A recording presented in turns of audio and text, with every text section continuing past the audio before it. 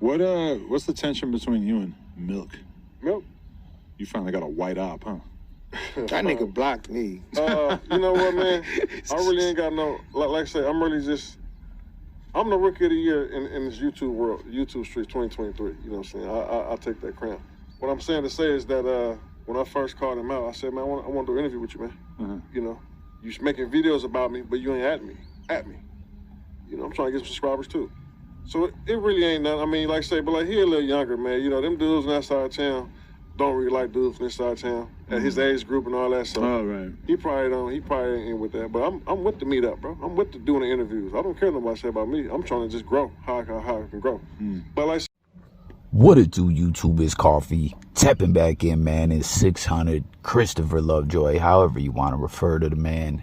Pull back up on No Jumper, and a lot of interesting discussions on this episode, from Big U to the boxing, all kinds of ish. But you hear that MILK74's name comes up in the convo. Adam had to get the get down on what is going on between Milk and 600, and I didn't even know there was any kind of tension. Like, comment y'all, is Adam reaching there? Is he trying to spin a narrative or create something that ain't really there? Or was Milk going in on him, or was he going in on Milk? I'm not really privy to as much as I used to be in the blogosphere, as I keep sharing with y'all. So let me know that if you would call it blogosphere beef between them, or if that is a reach from Adam. But you heard him. He says that he takes the crown as the rookie of the year in the blogosphere 2023. I guess he would mean in that sector of the blogosphere, unless he just means across the board. Just no question, he's the undisputed rookie of the year. I don't know. I mean, I never really watched a lot of dudes' content like that. He definitely been popping up in a lot of trending news stories, which is always a good look for anyone trying to grow their platform, or, you know, get that FaceTime in the blogosphere and, you know, come up, level up, get this internet bag, you heard? And I don't know yet, all that ish with Big U and Whack 100 and him being Team Whack 100, which he talked a lot about in this interview. He was talking about Whack, him and Whack Ben has some kind of rapport or relationship that predates all this blogosphere ish we've been seeing. I'm probably try to tap into that in another video. I don't know, you know, it's like with this dude 600, a lot of the ish that he says, he constantly references how this is entertainment, which this we know everyone who's making content or is like a personality in this blogosphere ish. Not everything is always real or exactly what it seems, you know what I'm saying? Like a lot of stuff is just storylines, and as I always point out, you got people playing characters, you know, there's always that dynamic of the different worlds overlapping and intersecting, from the streets, in this situation, gang culture, music. It's just a lot, you know. But he's very heavy on this is entertainment, this is like, comment if y'all feel me on that. Like, the 600 dude definitely says a lot of things in these interviews, like, I'm a playful guy, I'm just you know, this is for fun and stuff like that. You know what I mean? Like, regardless of who we're talking about in the blogosphere, unless someone is flat out putting out there that everything I say you can take to the bank, this is realer than Real Deal Holyfield and all that, you know, unless someone is standing on that, you know, you take a lot of this ish with a grain of salt as far as how official it is. Damn, y'all, got a call, kind of lost my train of thought. But you know what I'm saying? I was just getting at that he lays heavy on this is entertainment-ish. And then you hear him say some stuff like that regarding Milk, where he's the rookie of the year. And again, I want to know if y'all feel that that's what it is for show, or if he that's optimistic thinking on his end. You know, again, I'm not disputing the fact that he definitely made a splash in this blogosphere world, but I don't know, I feel like there's got to be someone 2023 who, leveled up quicker and all that in that whole sector of the blogosphere than him. But I don't know. But he's saying, you know, with Milk, he is the rookie of the year, and more or less it sounds like he's saying like Milk should respect that and want to interview him. You know, the fact that in this reaction ish, Milk reacting to videos of 600, that it's only right that they come together and do an interview. What do y'all think about that? You know, there's the blogosphere world and culture shifts and changes so much, and we know Milk being a reactor, that is his forte, that is his MO, that is what he does, that is really where you know, he came up in the blogosphere. I mean, it's not specifically and exclusively what he does, but you know, people love his reactions. He's funny, and you know, he does what he does, and you know, I don't know, it sounds just like 600 feels Milk owes him an interview because he reacts to him, and you know, because he's the rookie of the year. What do y'all think about that? Do reactors owe individuals that they react to a conversation, a piece of content that they come together on? What do y'all think about it? But the conversation didn't stop there. It ain't no beef. If I see him, I'm probably messing with him. Hey man, you was talking shit? What's up? You him a noogie or? Yeah, what's up, man?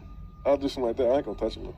He's hilarious, bro, because like, you know, I'm a playful guy, man. I seen him on back on Fig. So I'm like, oh, all right. He's back on good terms with those dudes. You fucking with them, that's cool. Whatever, I don't give a fuck. And then a couple weeks later, he got crazy Instagram stories going nuts on Pun and AD.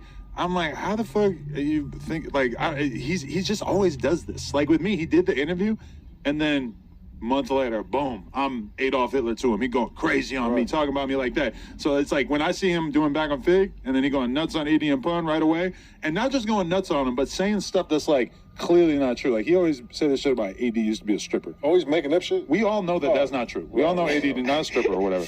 So it's like, that's a different line. Because if you want to talk shit about shit that really happened, it is what it is. Right. But as soon as you start talking about like shit that we know ain't true, it's like, what are you, you're just having so much fun online that you just like saying anything. Yeah, that's what I'm saying. So I know he do all that. Like I said, No credibility. He got a hard time getting along. Because if he was just cool with all them, they could probably like really help him with his career and shit, right? Was cool. Like I said, I saw him sit down over there. Yeah. I said, okay, he cool with them. I kind of feel like their whole deal is like, T-Row and them ain't gonna fuck with him if he going crazy on AD and Pun. And I'm sure Milk ain't going over there because you know How he that nigga go viral? Like who is he? He just been talking shit for a long time. I don't know. Let's tell that nigga let's box. Let's set up a boxing match. It's weird because like I genuinely think he's pretty goddamn hilarious. I'll watch his videos from time to time about other people and I think they're fucking funny as shit. I heard of him.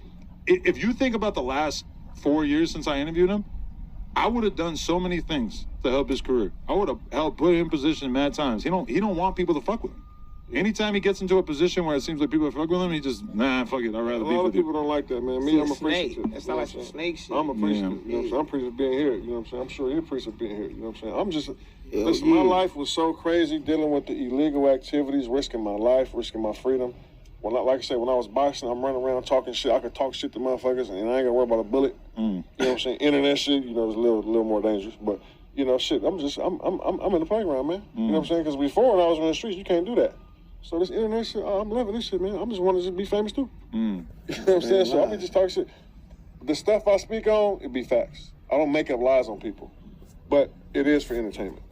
Yeah, you know what I'm saying. No, that's and like I say, I'm older, so I'm not just incriminating myself with things I'm saying. I'm actually calculated. Man, so ADAM22 going heavy there. You know, he respects Milk's hustle. He's hilarious. You know, he's entertaining, but he just can't never come together and collab with people. He's got to stay by himself. He in a sense kind of sounded like Adam was saying bit the hand or something, you know. And I've heard Adam say that before, that he feels, or at least he wants to put it out there to the people, to the blogosphere, that he feels like Milk's No Jumper interview kind of made him in a way. Comment and let me know if y'all feel me on that, if you've heard Adam say that. I'm telling you, I heard him say something like that before. And like, no question, man, going on a platform like No Jumper, the eyes on the product, the reach that platform has, of course, that's gonna grow what you got shaking and moving, no question. You know, it's just what it is. It's just how the blogosphere works. It's like Vlad TV or other platforms. That's why, in a sense, we have seen people that don't really respect or fluck with Vlad or No Jumper go onto those channels, you know, strictly for the gain that could come with it and that in the exposure. But for him to just like make it that's what made Milk, I can't say that. I feel like Milk, because let's not forget, even prior to that, Milk had an interview on a pretty big channel with Big Herc. That definitely got his face out there. That's where I first seen Milk. But when I became acquainted with that, he had his own channel and he was making content out here. He was consistent with the content. The content was interesting. I don't know. He did a lot to push his own brand and to grow himself. And I don't know if I'll, you know, feel that what Adam's saying with all that. You guys let me know your thoughts on that. But for Adam to be like, oh, I would have did so much for him. I wanted to help him like I do everyone else. I don't know about that. I mean, yeah, there definitely could have been things that Milk could have gained from fucking with Adam. And at one point in time, the way they were talking about him, it almost felt like, in my opinion, maybe I'm tripping, maybe I'm bugging, that there was some kind of interest to maybe possibly have some kind of relationship between Milk and No Jumper. But obviously we know that became Milk's main op, ADAM22 or ADAM16 as Milk calls him. And you know, anyone really rocking with No Jumper, it was wartime in the blogosphere for Milk and Adam. Itzmilktv, you know. But I don't know, I just thought that was kind of funny that Adam kind of was like, oh yeah, I just find him so entertaining and all this. And you know, he back on Fig, and yo, it is wild. I don't know what in the fuck happened that really kicked this Milk AD Ace Boy pun beef back off, and I'm sure that will have an effect on Milk's relationship with Back on Fig. But at the end of the day, I don't think Milk really cares, personally. I think Milk is in a good space where he's at these days. He does what he does. He's got his own platform. I personally don't think Milk gives a fuck. You know, like a lot of individuals, Adam and other cats, the way they've been talking about Milk, they feel like, you know, it's going to stagnate him at the end of the day, that he doesn't really seem to collab with a lot of people. And, you know, Milk kind of addressed this in his own way on one of those videos where he was getting at AD in pun, where he was saying, you know, oh, all they can really say about me is he don't have no friends. He don't fuck with no one. You know, and Milk was going on to elaborate and say that he did that when he was younger, you know, was outside all the time, hanging out and being around everyone. And, you know, at the end of the day, friends really ain't friends. You know, the real friends are hard to come by. And that's a fact. That's a life lesson that when you're growing up, man, the sooner you learn that, you can save yourself a whole lot of stress, a whole lot of drama, a whole lot of flockery. But as far as collabing, I don't know. I feel like Milk at this point really, and I don't know that we won't see him collab with other individuals. That's another thing. Just because there's certain people he don't fuck with doesn't mean that there's other individuals out there that he will fuck with, and that they could have a prosperous symbiotic relationship and all that, you know. But at this point, I think that's kind of part of MILK74's get down that the people fuck with, is that, you know, he's so abrasive towards everyone, and it's kind of like fuck everyone at the end of the day. You know, I'm on my one man army-ish in this blogosphere-ish, and that's just what it is. I think that's kind of a part of the MILK74 dynamic that the fans and the people in the blogosphere, the audience, have come to love and appreciate.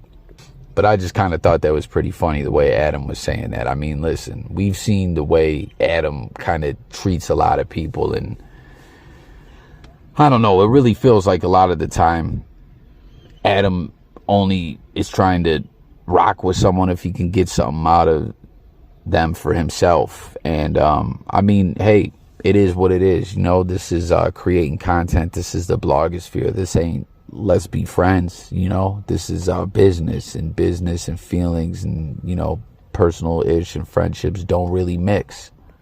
You know, like time and time again, a lot of stuff that has been exposed by people who were a part of that No Jumper brand, and some of them were even kind of like day ones or went back into different eras of No Jumper.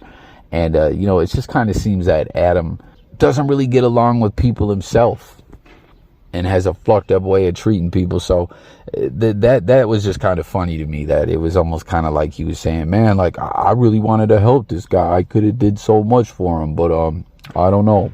I don't know, y'all. Let me know what you guys think about this 600, the interview. Did you watch the whole thing? Stay tuned. Like I said, we're gonna get some more content out in regards to this episode of No Jumper. What was that other dude's name? 80 Bands or YCA 80 Bands. No disrespect to him. I'm just not really familiar with him like that. Apparently, you know, that's a new artist that 600 is trying to push with this A&R position he has over there at Cash Money West. I'll use that term with air quotes. I don't know, man. There's a lot of funny stuff about him and the whole Whack 100 get down they got. Like, you know, he's trying to paint this picture like, yo, Wax the realest. Like, we go way back, man. He done helped me with Don King and everything. And I don't know. Well, hey, stay tuned. We'll get to all that, you know. Wax another one where it's like, what can I get out of you? I can do this for you, but what can I get out of you? And, you know, I always want to let you know that I'm the ish and you ain't nothing, and I got all this money, you know. It's like a perfect example of what we're seeing is Adam and Wax relationship in their podcast, which no question, you know, puts out interesting content that everyone's tuning into, even motherfuckers that don't fuck with them. But I think the whole world knows there's an expiration date on that relationship, if you ask me. But I don't know, man. Let me know what you think about all this. Sub up, stay tuned for more. It's Coffee, and I'm gone, y'all. Peace.